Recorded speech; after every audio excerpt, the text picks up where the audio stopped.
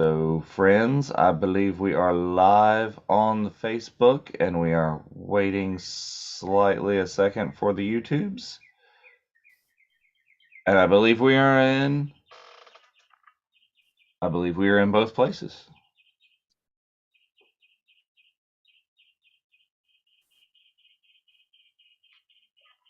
Yep, ready to go.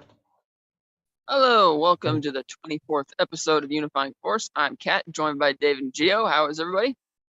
Hey, doing really well. Having a lovely Sunday morning this morning. Yeah, good, thanks. All right, so today in Luke Celebration Week, we're going to talk about the cult of Star Wars and why so many people travel around the world to come to these celebrations. Who would like to start, Dave? Well, I've been plugging this on a couple of our shows lately as like almost like a pilgrimage, almost like the Hajj is we go and every so many years, and you're expected at least once in your life, if you consider yourself a true Star Wars fan, to make the journey to Celebration, just for the potential to touch the garment of the maker or one of his disciples. Is I think that might be slightly sacrilegious and might be somewhat overblown for myself personally, but I don't know that it's overblown and sacrilegious for some people. I think it really is that kind of religious experience for some of our Star Wars brethren. What do you think about that, Gio? Similar, maybe? Yeah, I think it's definitely something that you can see will be a parallel for some parts of the fandom. I think that's one of the many great things about Star Wars is there are so many tiers and so many groups and levels and gradations within this kind of overall broad group and kind of huge community feel.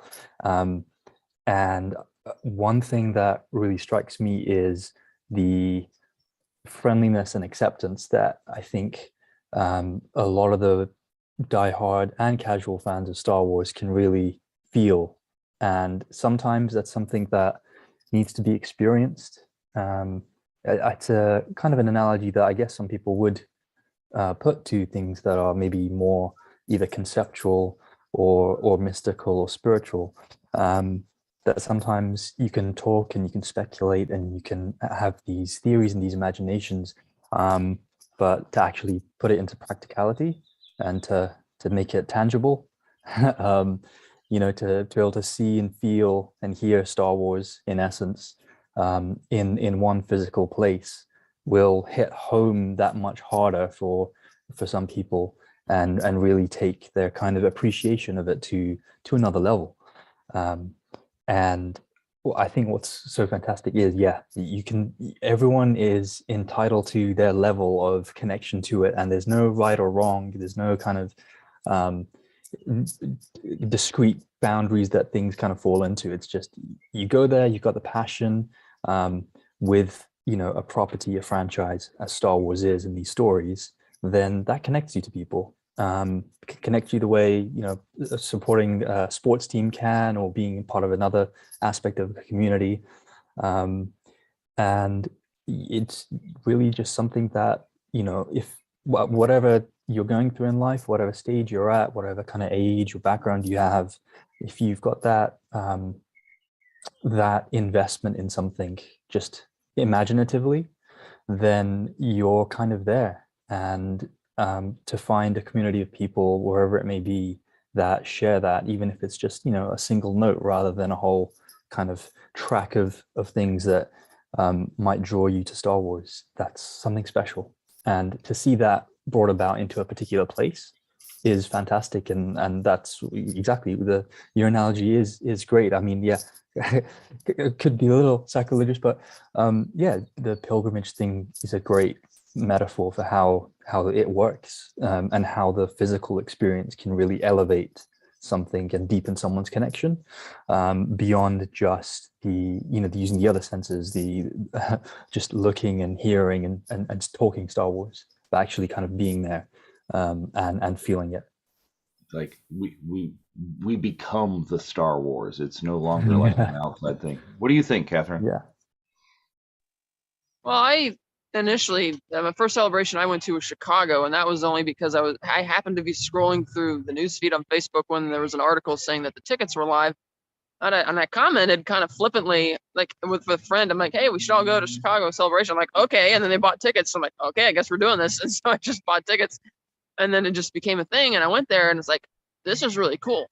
Almost regardless of whichever IP it was still really fun to go to like a convention like that across the country.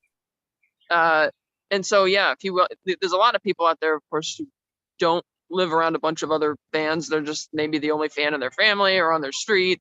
So going to Celebration to meet everybody, and it's so easy to make friends with strangers there, and just friends that you're going to keep for years afterwards.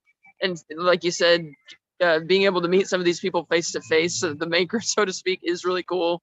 Going to the panels and just hearing about how all this stuff was made, even if you've already heard the stories a million times, it's just something extra special to hear it in person.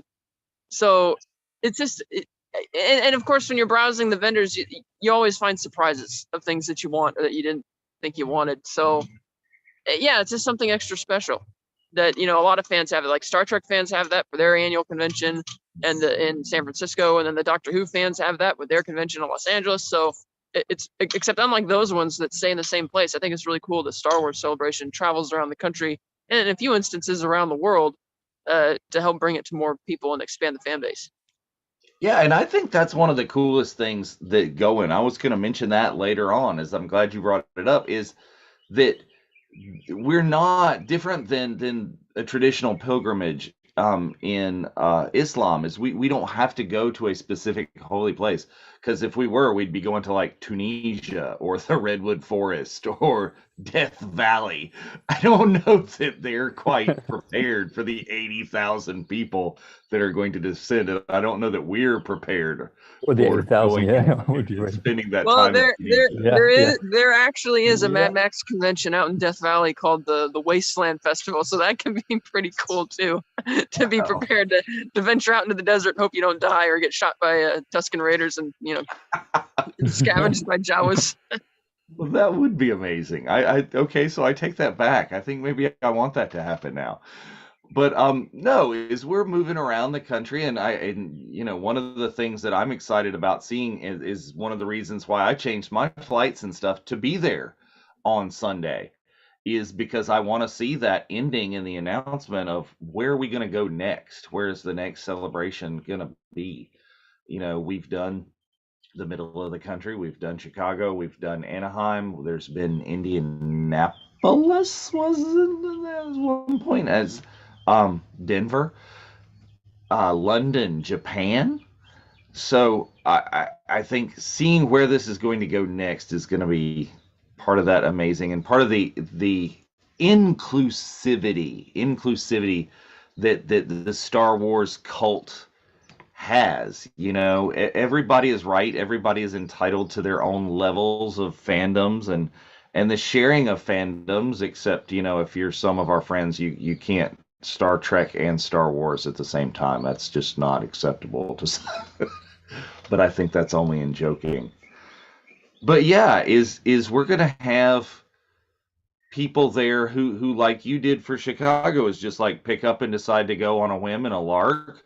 You're going to have people that must go to every celebration. I mean, you all know that we have several friends who have been to all of the U.S. celebrations. I think we've had some who've been to every celebration since like two, including the internationals.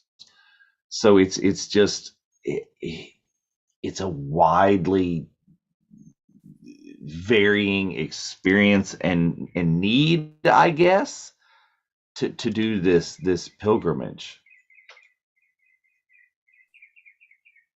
Yeah, I think there's that kind of special alchemy that can happen when you get X number of people together in a certain room, in a certain setting, and there's a plan, there's a structure, but then there's also this ability to have these little spontaneous experiences, which I think is special. I think it's almost like you can compare this to any kind of actual physical experience. Like why what's the appeal of going to a concert versus listening to your favorite band or artist just at home? Well, I mean, that's a no-brainer for like the acoustic differences, the atmosphere, the energy you feel.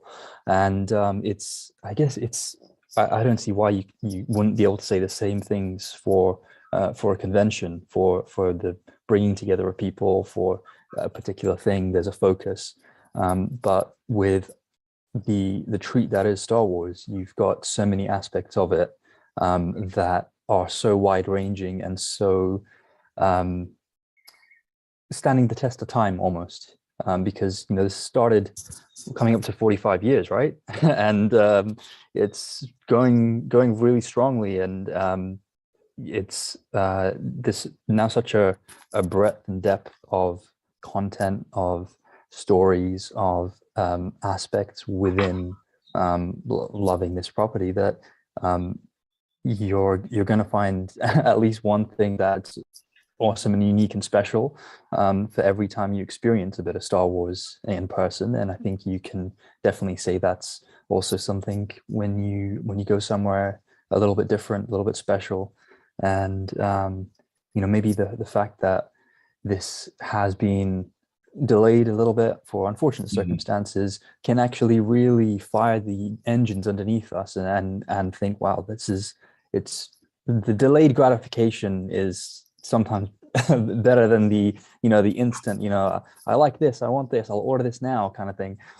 So that's kind of like the way culture and society has gone with the way everything is kind of online and connected, and we've had to do these things with lockdowns and so on. So to see things in person again, the word celebration could not be a better title, I think. Well, and I'm glad you brought that one up too, because I think this kind of what makes this almost cult-like and cultish is origins of conventions, Star Wars conventions, Star Trek conventions. They started about in a period when we didn't have new Star Wars. Right now, okay, we've got this property coming out and this property coming, and we're hoping for an announcement about this other property at Celebration itself. But that's a great shirt, by the way. But when the conventions, science fiction conventions and Star Trek conventions and Star Wars conventions started up, it was because of this need for fans to get together and talk about the property outside of going to a movie theater and seeing a movie together, because you couldn't do that, right? Yeah. What do you think, Catherine? Yeah, I guess that's part of it. Provided that you make friends with people while you're there and hanging out with them, and there's all sorts of cool stuff to see. But yeah, it's like when you go to any type of convention or show, it's like, if you go on a whim, you're gonna probably have a lot of fun because you don't have any expectations, probably, which means you're gonna be just that much more surprised by what you see there. But then again, I feel the same way whether I'm going to the Reno Gun Show or the air shows or or whatever. It was just as exciting to get out of the house and go on a trip. So yeah. Let's talk about a little bit about why, and we're being a little bit facetious with our title of this because we've talked about cults in Star Wars before. Why are we calling this the cult of Star Wars?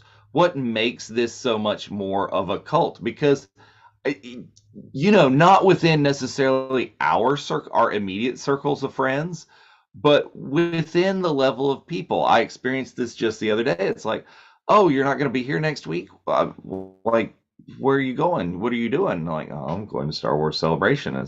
And you get that look. You don't get that look when you tell somebody, oh, I'm going to Chicago to watch a Bears game.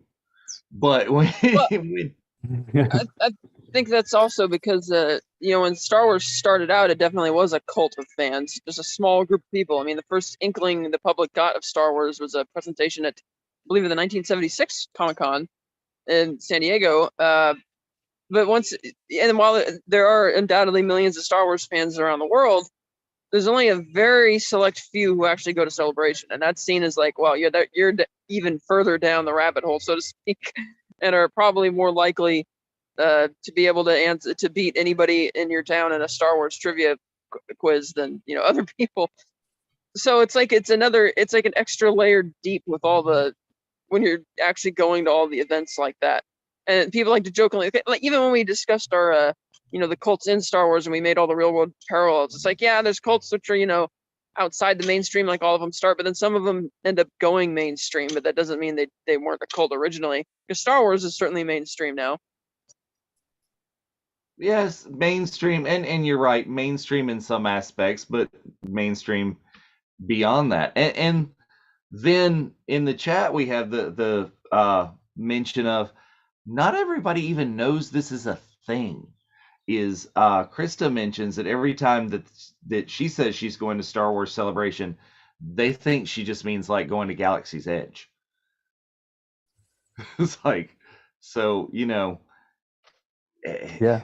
which is only kind of recently a thing in itself, in a way. So, and I guess that's kind of for whatever our individual takes are on the newer films and stuff. That's been one massive support to help Star Wars really return to the mainstream and be a mainline headlining topic of conversation in terms of movies and just in terms of things to do and things to experience, because you've had that house of mouse money and now there are actually physical places that you can visit, like Batu, the Galaxy Edge West and East, and these outposts. And I think it's kind of like when the more physical location something has in the real world, maybe the more real it is to some people, that that they can't, maybe they wouldn't really conceptualize it as a physical thing to experience, or maybe as an event to look forward to until they hear about it, and then it's like, oh wow, there's actually a thing for that, and it's not just a couple of handful of people, it's thousands, and over several days. It's not just a kind of a one-stop meet and greet event and that's it. And it's the fact that it's recurring and it has this kind of enduring appeal. I think it speaks to how Star Wars generally has this enduring appeal, and so if the desire is going to be maintained, and it will be, then there's always going to be this looking forward to the events and building up the anticipation by having somewhere in real life to go to and to experience that. I feel like I'm repeating myself a bit with the whole experiential thing, but some aspects of things in life, I guess definitely like getting behind your bands, sports teams. I think anything that where it's kind of like a supporting thing. It's always, it hits completely differently when you're there in real life, and that's something that you can really appreciate when you're there, and it gives you real wanting to kind of share that with other people, both at the event itself and then before and afterwards, because you'll have these experiences and these stories. And I think that kind of positivity around things like celebration, that enthusiasm can be infectious in the very best kind. You've got the stories, there's that little spring in your step, that smile that you're just thinking about, what you might experience, what you have experienced, people you've met, new faces, old faces. And that I think that's part of the kind of cultish mentality in a way, that you really do want to share it and spread it with other people, because it's bringing some extra level of meaning and desire to keep enthusiastic about these stories, and the kind of classic tropes of good versus evil and hope in remaining, and the adventure and the escapism, all those things which are kind of broader conversations as well. They are all encouraged by things like celebration, and I think that is something that is very difficult to just say off the cuff to somebody if it comes up, oh, what are you doing next weekend or end of this month? It's yeah, I'm going to the Star Wars Celebration, and I think it can be a great way into some pretty fun conversations as well. Well, and I mean, it's there. You've already given yourself some connotation as being an extremist just by declaring yourself a fan of something. By its nature and definition, you have declared yourself a fanatic for that thing. And that's kind of what leads it down the rabbit hole towards this is being a cult. I mean, and they're definitely going to be sects of the cult that will appear at Star Wars Celebration. You're going to have the Mandalorian mercs, you're going to have the 501st, you're going to have just people that gather that do mashups. You're going to have people that gather that just all have. There will be photo ops for everybody who has this one particular red shirt that was popular for a while there. I may or may not be one of the people going to that. But, so talk about a little bit more about aspects of what's going to happen and be there at Celebration that makes it cult-ish. Well, sometimes you have like fan clubs will do, aside from having their own booth set up, they'll do spontaneous demonstrations on the exhibit floor. I don't know. It just honestly never seemed really cultish to me, other than the fact that some people actually choose to go to Celebration. It was kind of like, okay, like I said, it's like a convention, so it's cool. But I mean, last time we had the what was it, the running of the will of the what is it, the guys, what's Guys the of the guy's name? Cantonos, I can't think of what it's called at the What moment. his name is? Yeah, running through that was actually really funny. And I was sitting over in the corner of the building where they were all gathering for this, and I wasn't sure what they were doing. And when they started taking off and running and chanting through the crowd, I'm like, that was something special. It's being really funny. Like that admittedly is a more narrower sect of it, because of all the people to cosplay as and run through in a pack even and run through. It's like, yeah, let's not get a bunch of people to cosplay as Star Wars civilians and running. No, let's get them all as a specific character who was holding the Camtono. And they weren't even dressed like him either, because in the movie, the guy's just wearing like a beige kind of outfit or something. But they were wearing what looked like orange Rebel pilot uniforms and were holding the Camtonos with them. And I thought that was kind of odd. It's like a mixed cosplay. I'm like, okay, I can see that this is really different. Well, and you get all of that. That's just the minutia that comes out and people want, because I mean, there will be people cosplaying as Pink Shorts guy.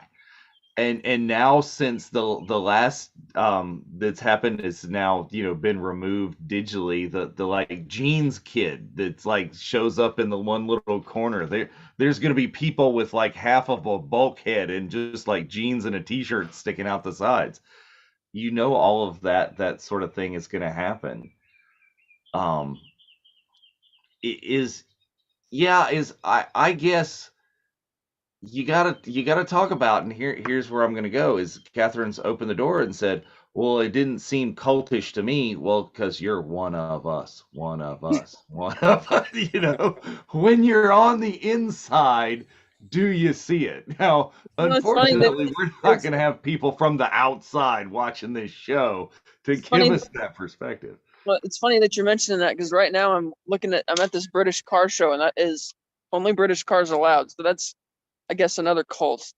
But it kind of looks the same as all the other car shows in terms of a bunch of guys sitting around showing off their cars. Yeah, it's that thing. And I mean, we can totally call this and accept this being the cult of Star Wars without the negative connotations. Hopefully we're not, drinking the Kool-Aid. We'll be drinking the blue milk, which is, not quite as Join our family. That's right. Join our family. I mean, that's what we're doing here, is we're talking to our family recruiting. And that's what Ad Sanders is sitting here saying over here in the chat. First celebration was 2017, and the best part is talking and meeting other fans, is other fanatics, other like-minded individuals that we started off the show saying, you may not get a chance to do that at home. You are the Star Wars person in your family, in your town, in your circle of friends. And you're going to be amongst a family of 80,000 is what Reed Pop is estimating at this point. 80,000 people over the 4 days in those events. And I think that's what I'm looking to too, is we've at least over the last what 2 years, going 2 years, that we've had this opportunity to make friendships and families online through our love of Star Wars. Because I mean, I don't know how many people know this, but the three of us have never actually crossed paths in real life, you know, been able to be in the same place at the same time. But so many of our online friends are going to be able to join up and meet up in this area. And I'm sad that it's not going to be the three of us at this time. But there are future celebrations and future dates that may be coming where that can happen. Yeah, absolutely right. And yeah, that's the thing. We've been able to kind of uh, find our community here and our virtual Cantina family, and that's something really special. I mean, it's such a number of factors that have to kind of line up for these things to happen, and to be able to share it in any kind of way with other people is something really special. And I don't um, I don't take that for granted at all. I think it's been a pleasure. It's been really cool, and yeah, it's something that connects us in a way that you know it doesn't necessarily happen in other things. And I think that the ability to kind of hang out in person will be awesome when it comes along, and I'm glad that there'll be opportunities in the future for it to occur, and for us to see each other, and also meet other people and meet new friends, and widen the this community that we've got here.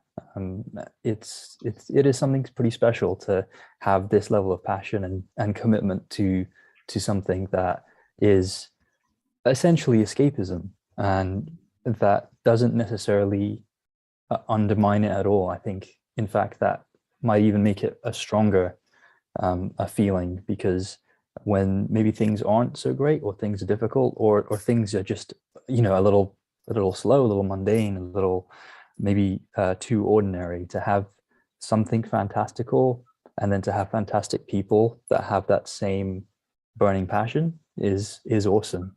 And there's there aren't that many opportunities to have that, so it's definitely appreciated.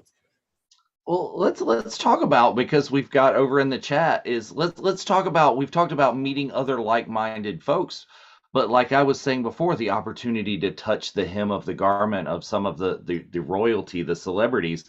Well, we have one of those over in the chat. Tim Donaldson is here. And Tim, for those Yeah. of you who don't know, is one of the OG Jawas from Star Wars A New Hope.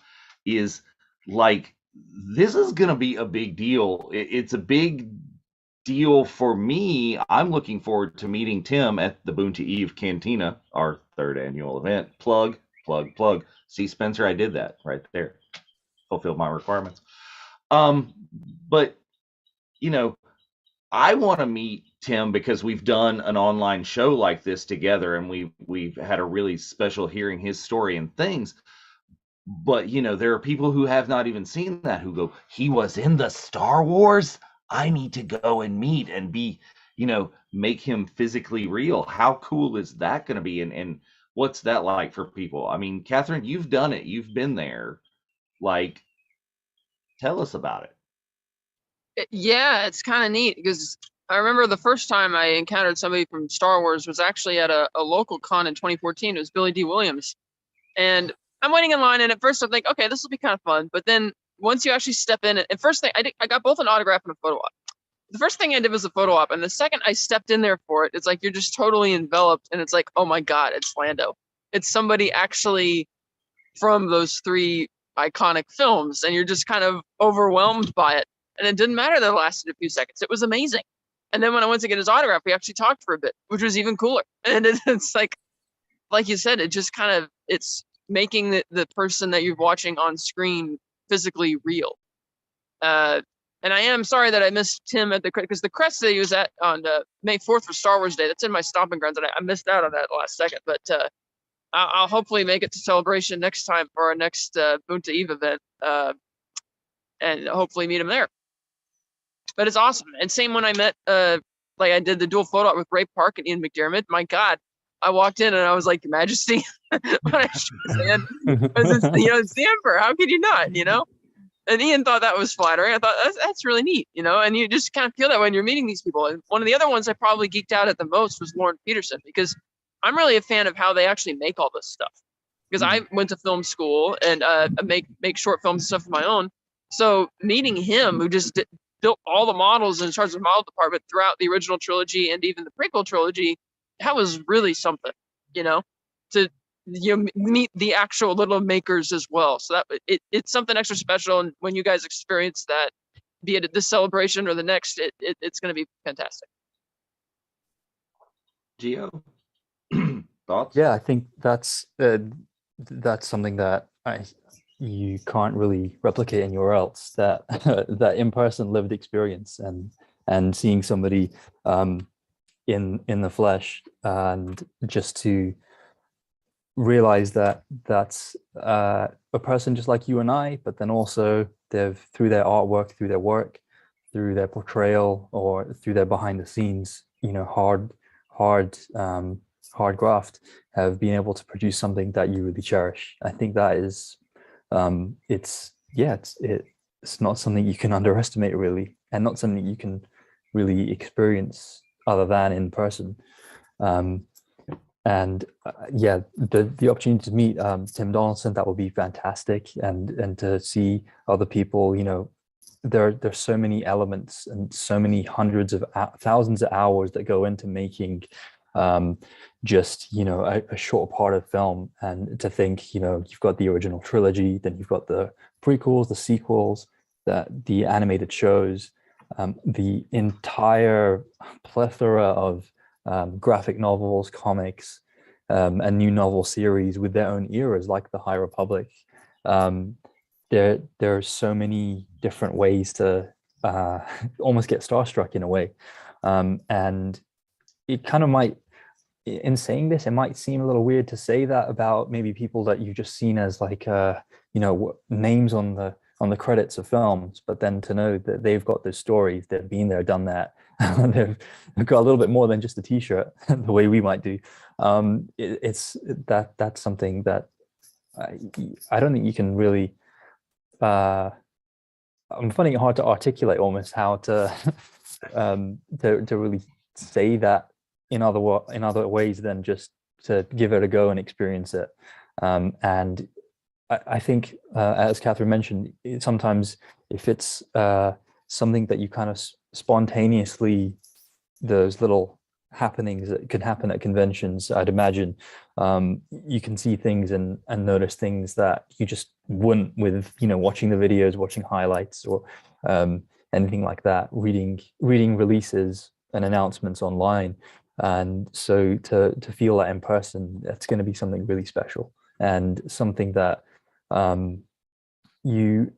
whatever you kind of way into Star Wars is as a fan, whether it's the technical side, the filmmaking side, the story side, the escapism, the collecting, the cosplaying, just the kind of imaginative and kind of speculative fiction, the hundreds of other product lines of merchandise, the reading material, the audiobooks now, that is such a fantastic new way to experience Star Wars in of itself. And then there's an entire other universe in terms of what can be done in terms of video games with Star Wars, which is something that I like to keep an eye out for, because there have been some fantastic stories told within Star Wars in that format, which are worth digging into, and to to come across a place where you could meet the creators and the crew behind those sorts of things, which might feel a little more niche, but once you're there, I think the going down the rabbit hole is a great way to say it. It's your first step into a wider world, and you get to experience something a lot bigger and more encompassing, and that's really cool. Yeah, so I'll give you an analogy that kind of goes to this. Is I've met one person from the Star Wars so far, and he was amazing. Okay, I was at a local con here. I've met Giancarlo Esposito. Okay, someone that I've seen. I was like, wow, that's amazing. He's does a fantastic job in the Mandalorian. Got an autograph, and I was great. I was excited. I was happy. But at that same con, I met Sergeant Slaughter, wrestling icon and from GI Joe. It's like I had this man's toy. Okay, I had him sign my original file card. Okay, I just about needed my mommy there with me to walk up to this man and have the arm in arm. It's my profile picture if you guys want to look. It's a fabulous photo op, and I'm just like it was No not words the needed. same. It's Yeah. it's a difference. And Tim's over here in the chat saying that he is always in awe when he meets Star Wars actors. It's like you are a Star Wars actor. One of And them. and you do that and you have it. It's just that special feeling of things that happen. I can't imagine also how much more special Tim's experience has to be when he told his story that it's like the coolest field trip ever, and then to not even realize what it's going to be, and then find out that it's like, oh my god, it became Star Wars. It's like with the other actors, yeah, they know what they're signing up for because they read, they memorize their lines, all this kind of stuff. But Tim sounded like a genuine adventure, like you were saying. Take a first step into a larger world, and it Yeah. makes it fun to think about going to death-defying places like Death Valley to go see the sights. Yeah. I think that's it. And I think we've hit the nail kind of on the head. And I mean, unless you guys have a lot more out there to it, I think this might be like kind of one of those little shorter episodes where we've talked about what we've talked about, and we'll not beat the dead horse. But you know, Uh, well, about that, the one other thing I'll say for people who are not going to Celebration, they do post panels online reasonably soon afterwards. So keep an eye out for that. So that way you can participate in the message boards and stuff at home. and watch this channel because we have gained the enough fans that we will be able to go live to YouTube. We will be live streaming from Facebook. A lot of special things from our event at Boonta Eve is I will be broadcasting live from the floor as much as I possibly can. And they won't let me like broadcast probably when I'm meeting people. They might let me broadcast live when I'm meeting Tim. I bet he would. So, we can have all sorts of that here for you guys to be able to join in the experience, because I think that's going to be a fun part of this celebration is being able to share it with you digitally and virtually. Um, and if you've got a wild hair, if you want to get crazy, I think there are tickets available still. I know that there are people who, through Light and through just transferring, can still get you some 4-day passes. I want to say a couple of the days might still have availability from the official site.